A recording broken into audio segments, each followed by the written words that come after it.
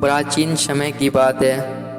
पुरुषोत्तमपुरी में रहने वाला भद्रतनु नामक व्यक्ति ब्राह्मण कुसंग में पढ़कर अपनी शिक्षा पूरी करके आया था। जहाँ से पढ़कर बड़े बड़े गुरु मुनि जैसे श्रद्धालु बनते हैं, लेकिन भद्रतनु वहाँ से पढ़कर उनके बाद पाप के कर्मों में डूब गया और पाप की नगरी में इतना उतर गए थे कि उनके लिए वहाँ से निकलना मुश्किल नहीं बल्कि नामुमकिन हो गया था।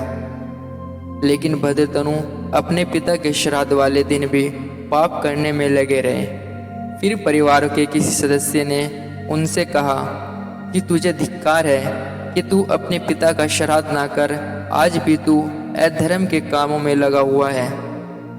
ये वाक्य सुनते ही उनकी आंखें खुल आई और अंदर से एक जोश उभरता हुआ नजर आया। उसके बाद वह एक मुनि के पास पहुँचे और उन्हें अपनी सारी समस्या बता दी।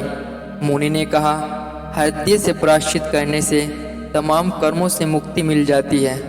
मुनि जी ने भद्रतनु को दंत मुनि के पास जाने की सलाह दी। दंत मुनि के पास पहुंचने और कहने लगे, मुझे पाप कर्मों से मुक्ति दिलाने का उपाय बताओ। दंत मुनि ने कहा, प्रायश्चित का यही तरीका है कि भविष्य में कुसंग न करने का दृढ़ संकल्प लो। पाखंड, काम, क्रोध, लोभ आदि को त्याग कर निरंतर भगवान का जाप करने में लग जाओ। इससे तुम्हारे पाप कर्म कम होते चले जाएंगे। इसके बाद भद्रतनु भजन करने लग गए। उसकी इस भक्ति से भगवान विष्णु बड़े प्रसन्न हुए और एक दिन दर्शन देकर उसे वर मांगने को कहा। भद्रतनु ने कहा, मुझे ना सांसारिक सुख चाहिए और ना ही मोक्ष की कामना।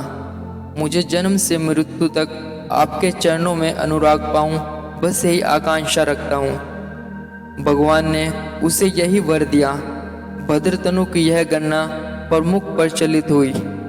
इसी को सच्चा प्रायश्चित कहा जाता है।